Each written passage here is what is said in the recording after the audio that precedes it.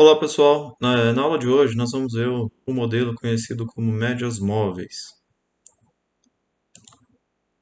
tá? Então vamos começar pela definição, né?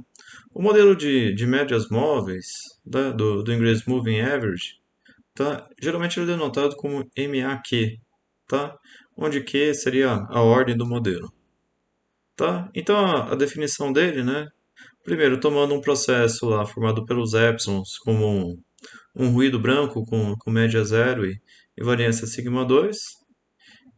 Tá? Então, o processo chamado de médias móveis, né, ou de ordem Q, ou MA, simplesmente MAQ, ele é definido, né, como sendo simplesmente uma combinação, né, dos termos do ruído branco, né, até o lag, o quiesmo lag.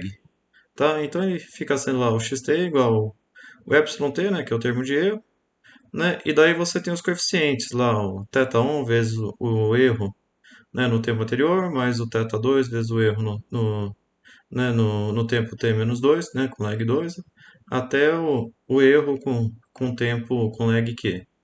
Né, e esses θ1 até o θ2, né, são os nossos coeficientes, né, nossas constantes do modelo.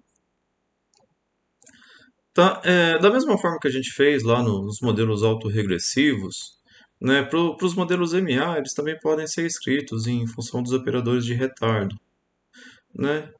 Então, né, substituindo aqui onde tem o termo, né, os termos anteriores, né, os termos com lag, né, então, por exemplo, no erro t-1, a gente pode ir lá e simplesmente substituir ele por b, né, que é o termo de retardo, vezes o erro em t.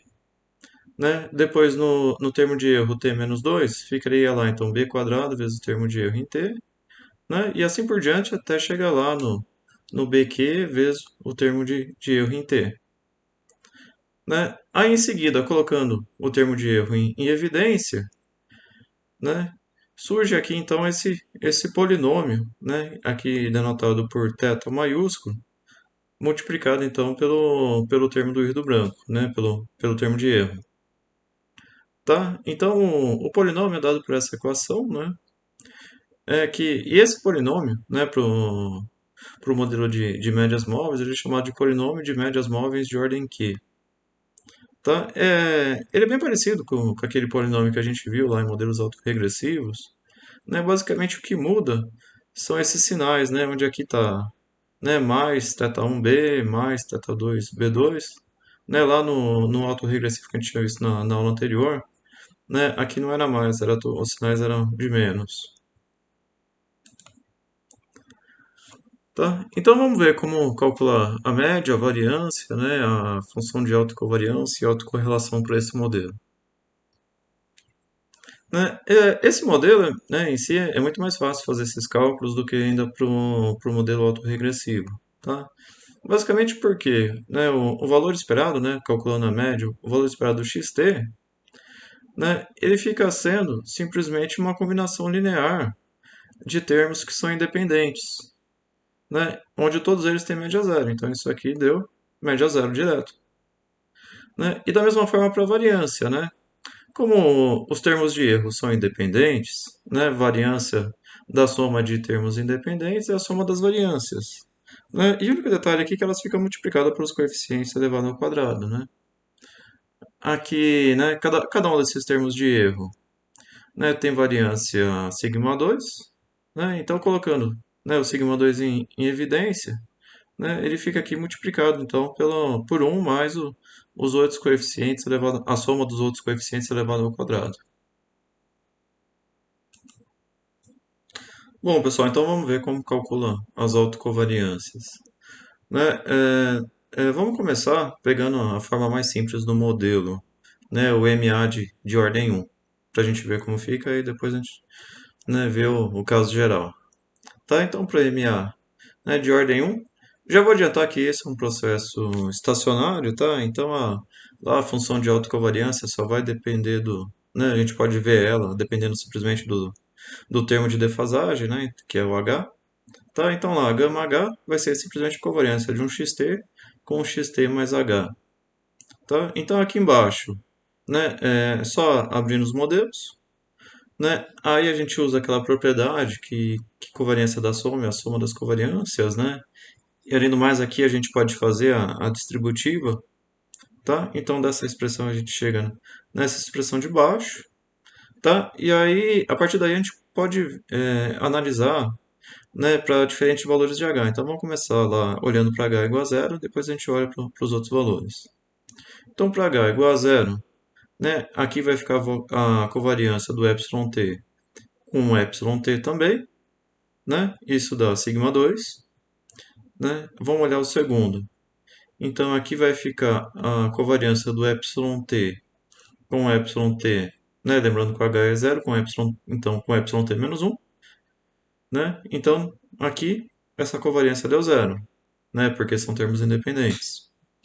A segunda, né, vai ficar lá do εt menos um com yt, né? São, como tem índices diferentes, são independentes, né? Essa covariância também deu zero.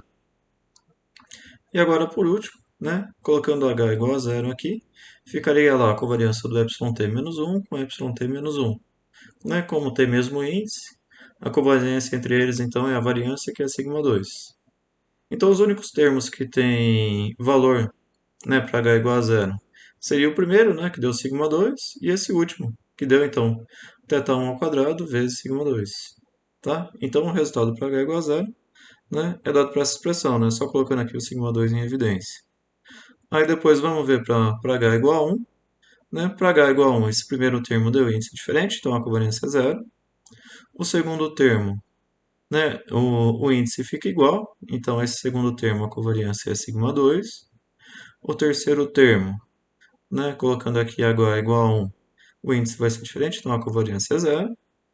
E lá no último termo, né, também vai dar índices diferentes, a covariância vai ser zero. Então, o único termo que sobrou com valor foi esse aqui, né, então ficou lá θ1 vezes sigma 2. Tá? E a partir daí, né, para qualquer valor de h, os índices vão ser diferentes e essas covariâncias sempre vão dar zero. Né? No caso geral, tá? Eu vou deixar como exercício para vocês deduzirem depois, tá? A dedução é bastante simples, tá? Vocês podem simplesmente escrever os modelos na ordem Q direto e entender o que acontece, né, conforme os diferentes valores de h. Ou, se preferir, pode escrever lá, né, calcular para um MA2, né, olha o resultado, depois calcula para um MA3, olha o resultado, tá? E a partir daí vocês já vão conseguir deduzir como ficaria, então, com o MA de ordem Q, tá? Então, para o MA de ordem Q, ele é dado, né, por essa expressão,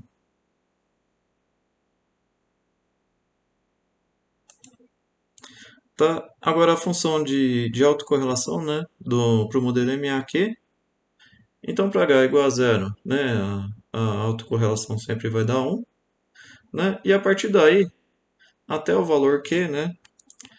Se a gente voltar aqui na expressão de autocovariâncias, notem que ela só tem valor, né, até a defasagem Q, a partir daí ela é zero. Tá? Então a função de autocorrelação ficaria simplesmente esse termo, né, dividido pela variância, né, que é dado por esse termo aqui de cima. Tá? Que é o que a gente encontra aqui. Né? E a partir daí, né, a partir da defasagem Q, né, para Q mais 1, Q mais 2, a autocorrelação também é zero. Tá? Aí o que eu vou chamar a atenção, né, que eu já tinha comentado ali atrás, notem, né, que a função de autocovariância não depende do tempo. Né? E da mesma forma a média também não dependia do tempo. Tá? Como ela só depende de h, né, h é só a defasagem, né? Então, como não depende, a média não depende do tempo e a autocovariância, a autocorrelação só depende da defasagem, isso é um processo estacionário, né? Então, né, independente dos coeficientes que sejam adotados para um modelo MAQ, ele sempre será estacionário. Tá?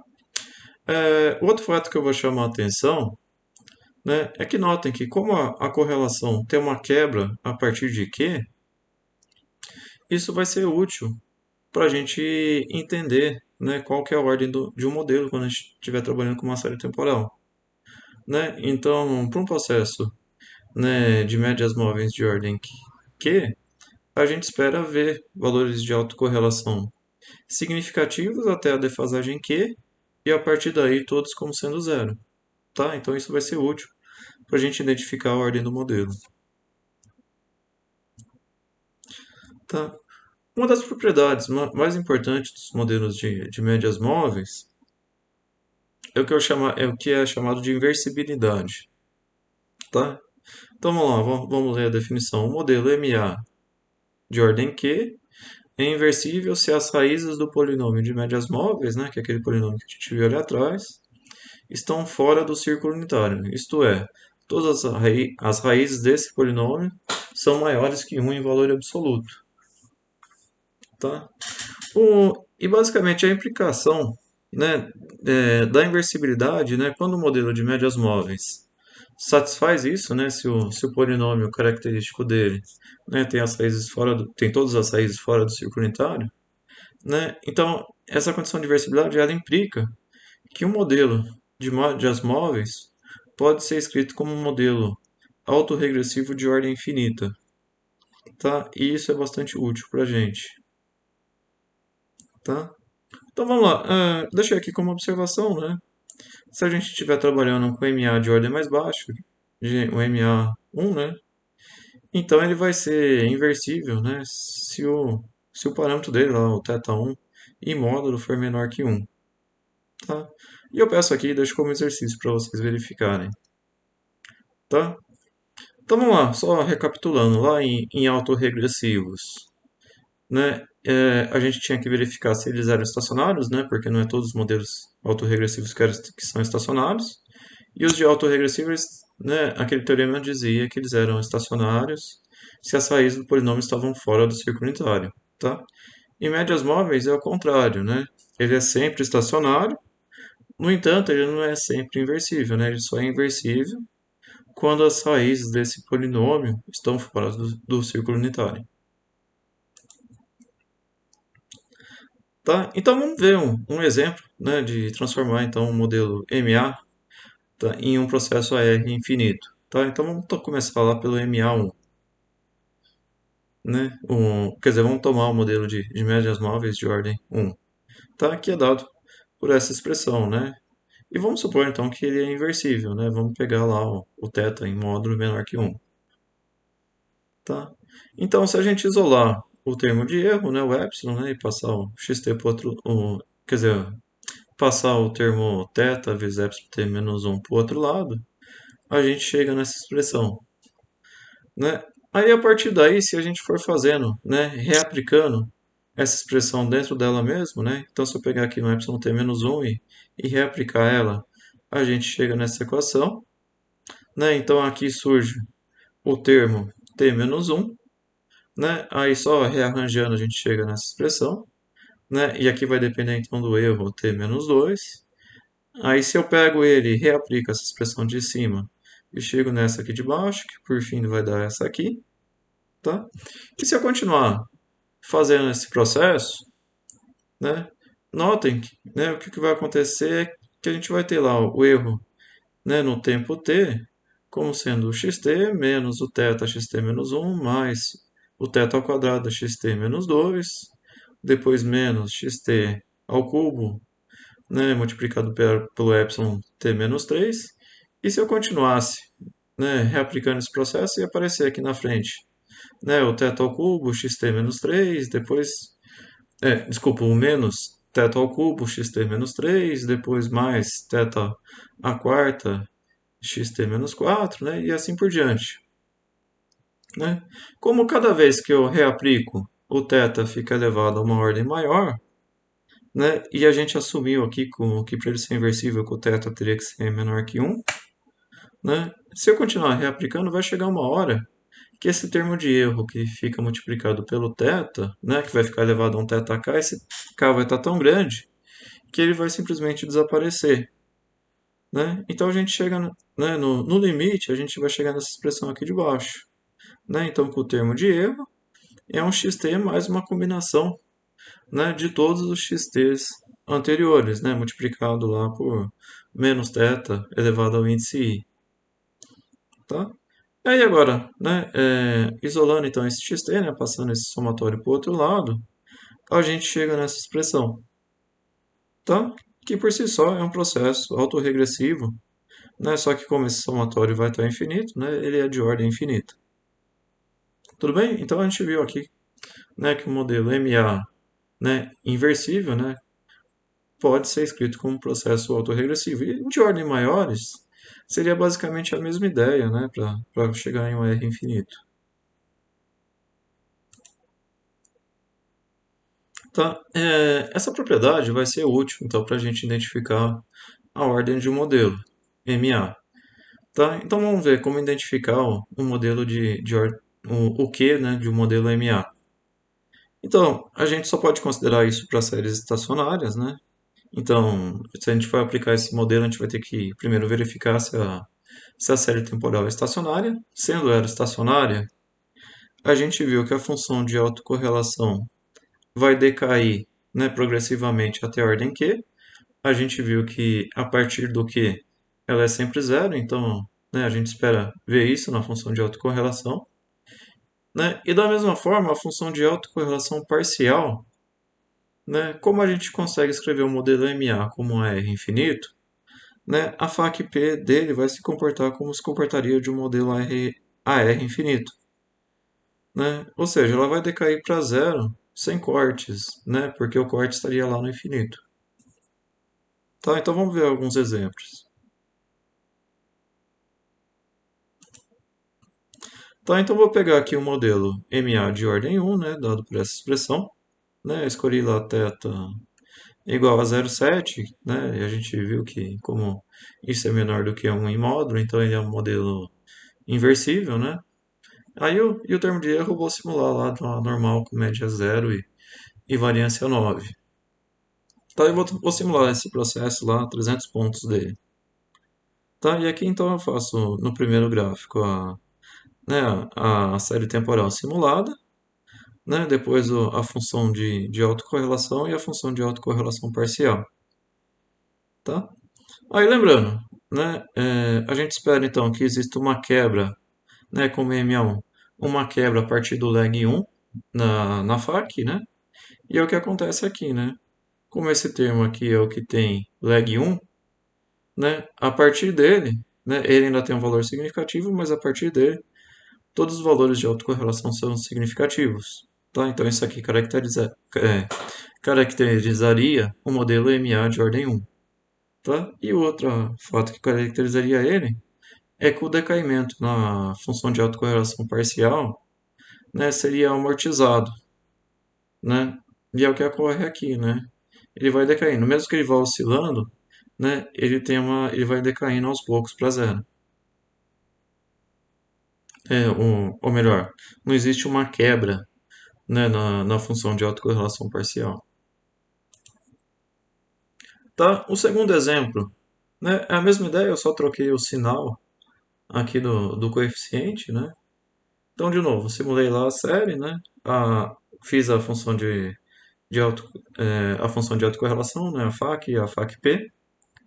Né? Então, aqui de novo, a partir do lag igual a 1, né? Ele dá uma quebra. Né? E a FAQ-P vai decaindo, amortizado para zero. Né? Então, isso aqui, né? Essas duas figuras, né? Essas duas funções de autocorrelação, caracterizariam um modelo MA de ordem 1. Tá? Vamos só ver também um modelo de ordem 2. Tá? Então aqui eu peguei essa expressão. Esse aqui também é um modelo inversível. Tá? Vou deixar como exercício para vocês verificarem que ele é inversível. Tá? Então aqui simulei. Né? Agora a FAQ, né, como era esperado, né, até o lag 2 ela tem um valor significativo e a partir daí ocorre uma quebra. Né? Todos os valores passam a ser zero. E a FAQ-P, né, como é esperado, né, ela parece a FAQ-P de um processo AR infinito, né, ela decai para zero de uma forma lenta, né, sem nenhuma quebra. Tá? Bom, pessoal, então, para a aula de hoje sobre modelos de médias móveis, é isso, tá? Aí nas próximas aulas, a gente vai voltar a abordar e vai utilizar esses modelos, né? A gente vai chegar a um momento que a gente vai combinar lá os modelos autorregressivos com os modelos de médias móveis, que vai formar os modelos ARMA, né? E aí, depois ainda a gente vai ver um modelo que é chamado de ARIMA, que é quando a gente vai trabalhar com séries que são não estacionárias, tá? Bom, é isso aí, pessoal. Até mais.